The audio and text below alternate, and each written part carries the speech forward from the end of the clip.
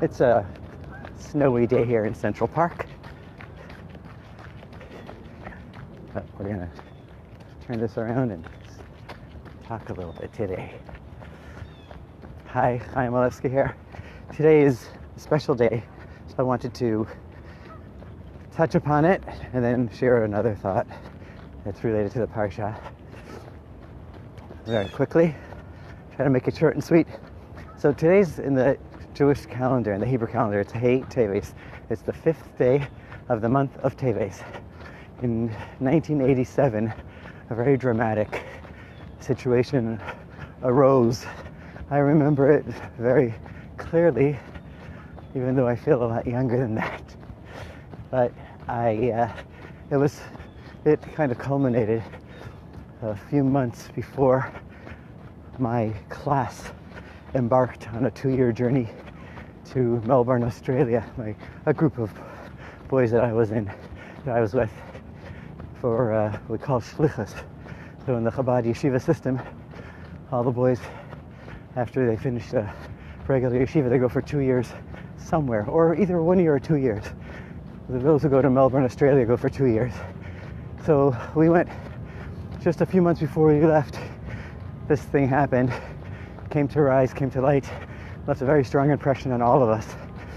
And then, long story short, it came to light in 1987 that for many, many years, very strange story, but many, many years before that, maybe 30 or so years, one of the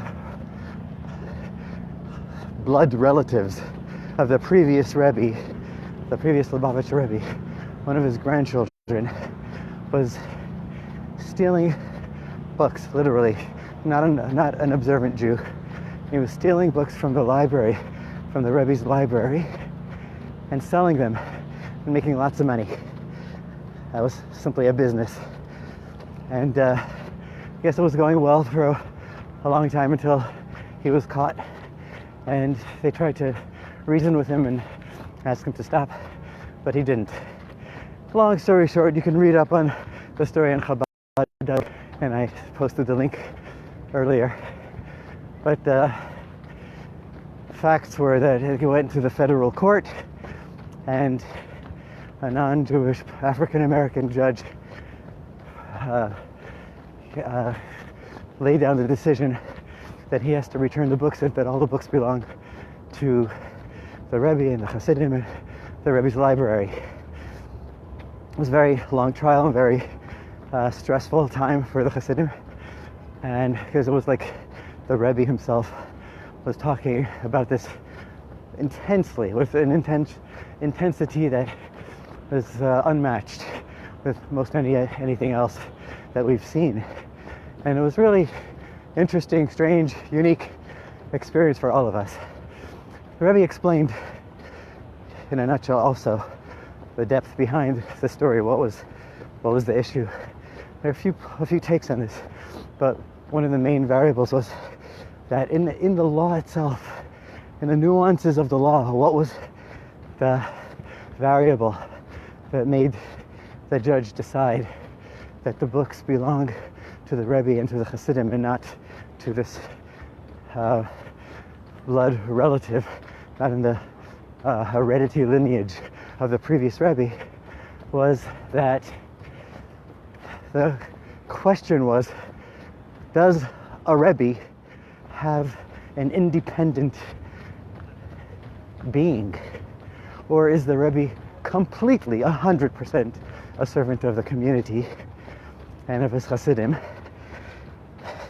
And if the Rebbe would be an independent being, an independent entity, a human being, a regular person who owns things like everyone else does, then the previous Rebbe had his library, and his grandson rightfully is an heir to some of his possessions.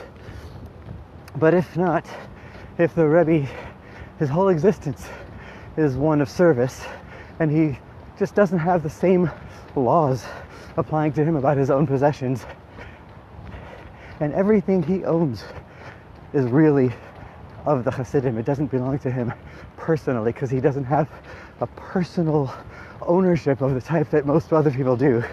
Then this man would have to return the books back to the library and pay up, which he didn't. But in the end, the judge ruled that the Rebbe really belongs to the Hasidim.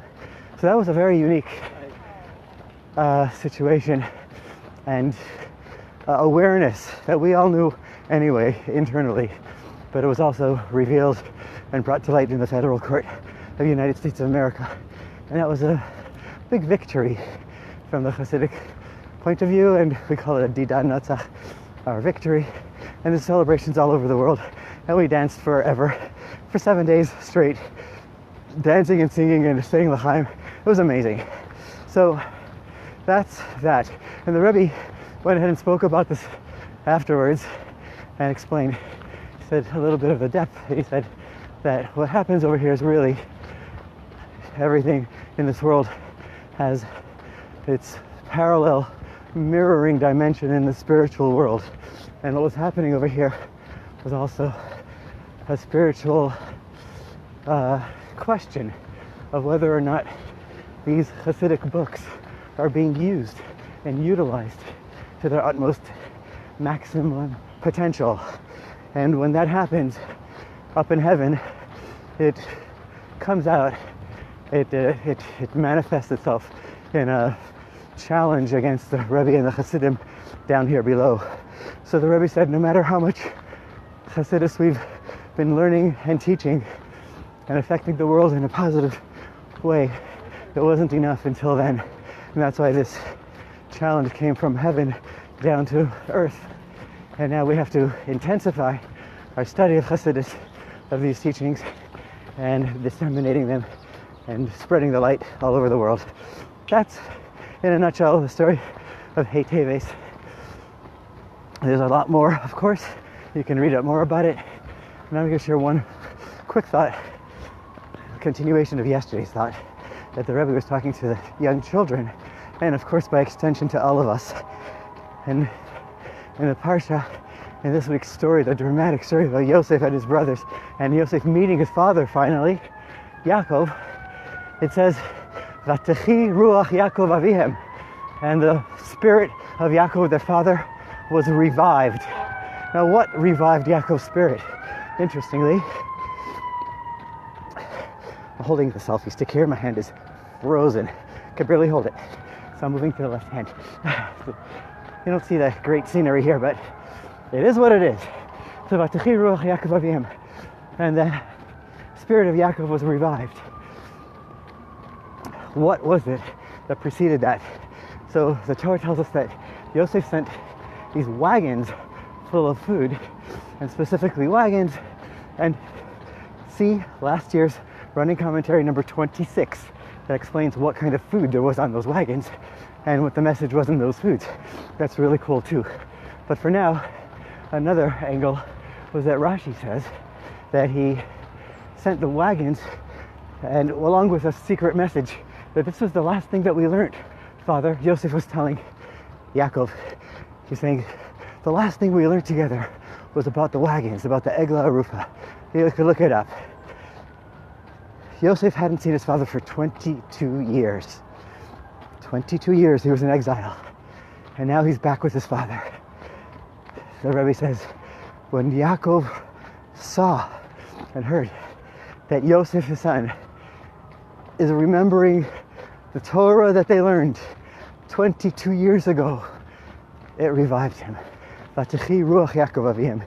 He was so elated, so excited, that literally revived his spirit. The Rebbe says, Yaakov, Yosef, and all the Torah's stories are eternal for us here and now.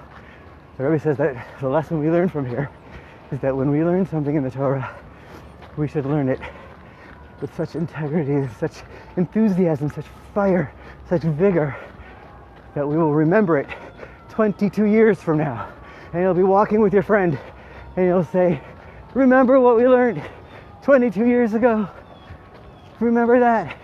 And when we learn Torah with such vigor and such enthusiasm, and repeat it many years later, it actually revives the spirit of Yaakov, our Father in heaven, who's also our Father, our forefather. And also, it's symbolic of God Almighty, our Father in heaven.